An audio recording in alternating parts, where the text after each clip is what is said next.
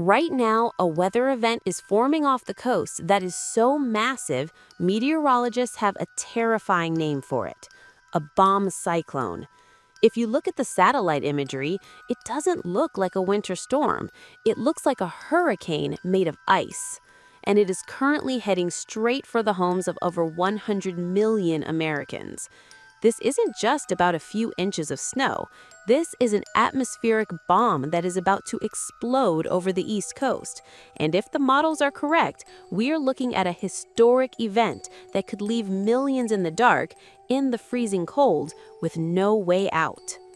The science of a monster. So, what makes this different from a normal winter storm? Why is the news using words like life-threatening? It comes down to one word: speed. This storm is undergoing a process called bombogenesis. That sounds like a made-up movie term, but it is a very real, very dangerous meteorological phenomenon. It happens when the pressure inside a storm drops so fast, at least 24 millibars in 24 hours, that the storm essentially explodes in violence. It creates a vacuum that sucks in freezing air from the Arctic and warm moisture from the ocean, colliding them together to create hurricane-force winds mixed with heavy, blinding snow. It turns a normal city into a frozen wasteland in a matter of hours. The flash freeze. But the snow isn't even the most dangerous part. The real killer hiding inside the storm is the flash freeze. Temperatures are expected to drop by 30 to 40 degrees in a matter of minutes. Imagine rain falling on the highway.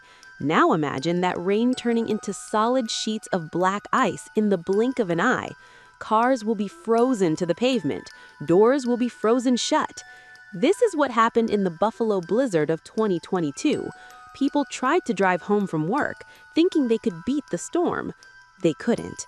They were trapped in their cars for days, buried under snowbanks, unable to keep warm. This storm has that same potential. It is a trap waiting to spring. The infrastructure nightmare. Then there is the nightmare scenario for homeowners: the grid. With winds gusting over 60 miles per hour, power lines are going to snap. Transformers are going to blow. Imagine being trapped in your home with sub-zero temperatures outside and the heat turns off. The lights go out. The internet goes down. Grocery store shelves are already being stripped bare. People are panic buying water, batteries, and canned food because they know that once this hits, emergency vehicles cannot get to you.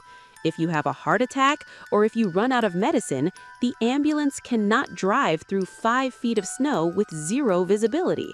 You are on your own. The silent killers.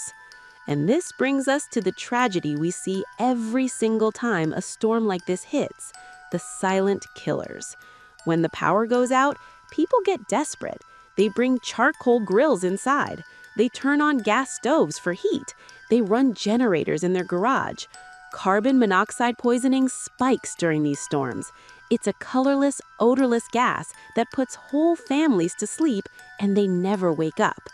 We are already seeing warnings from officials: survive the cold, but don't kill yourself trying to stay warm.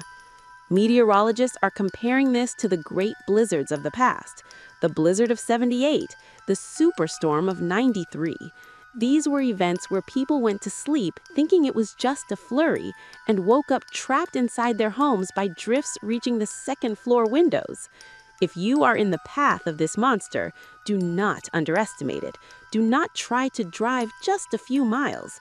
Charge your devices, check on your elderly neighbors, and stay inside, because the bomb cyclone has arrived.